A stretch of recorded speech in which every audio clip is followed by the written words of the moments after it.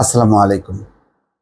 আরেক ঘটনা সিরাজগঞ্জের বেলকুচি উপজেলা পরিষদ নির্বাচনে। সেখানে দেখেন কি পরিমাণ সংঘাতের নমুনা।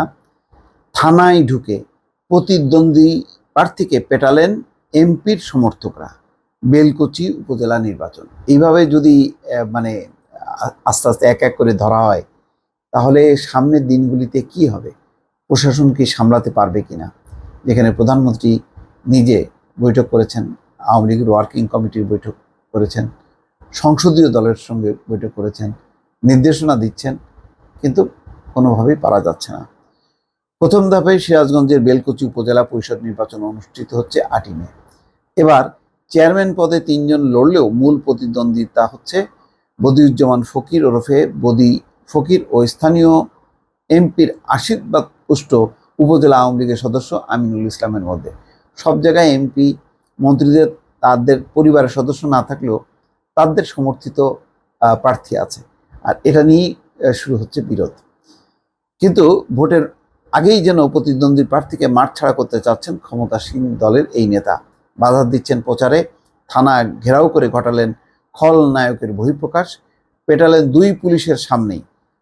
এত কিছুর পরেও তিনি দুধে ধোয়া তুলসী পাতা, কারণ তিনি এমপির লোক।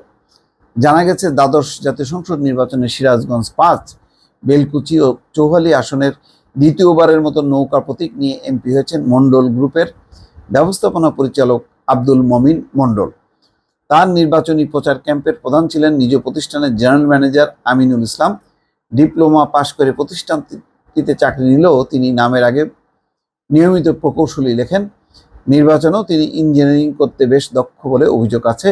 এবার নিজেই দাঁড়িয়েছেন ভোটে। এমপি মমিনের পক্ষ থেকে পাচ্ছেন সব ধরনের সহায়তা। বুধবার রাত 10:30টার দিকে নির্বাচনী প্রচার শেষে পৌর এলাকার চালা 7 রাস্তা মোড় দিয়ে মোটরসাইকেলের বহন নিয়ে কজন সমর্থকের সঙ্গে ফিরছিলেন বদি। 7 রাস্তা মোড়ে তাদের গতিরোধ করে আমিনুলের অনুসারীরা। এ সময় মারধর ও লাঞ্ছিত করা হয়। আহত হন বদির 2 সমর্থক। বিষয়টি নিয়ে পুলিশে অভিযোগ দিতে ও নিরাপত্তা চাইতে থানায় যান এই প্রার্থী। খবর পেয়ে হন করে দলবল নিয়ে ছুটে আসেন আমিনুল। 11:15টার দিকে ঘেরাও করেন বেলকুচি থানা। তার সঙ্গে ছিলেন এমপি মমিনের চাচাতো ভাই জুবায়ের মণ্ডল, আলিম মণ্ডল, পিএস সেলিম আহমেদ সহ 5 শতাধিক লোক।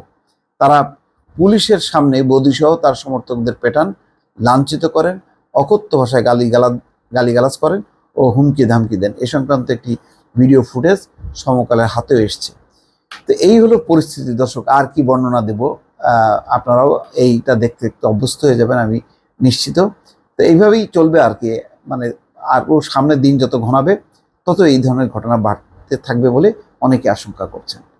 ভালো থাকবেন, আল্লাহ হাফেজ।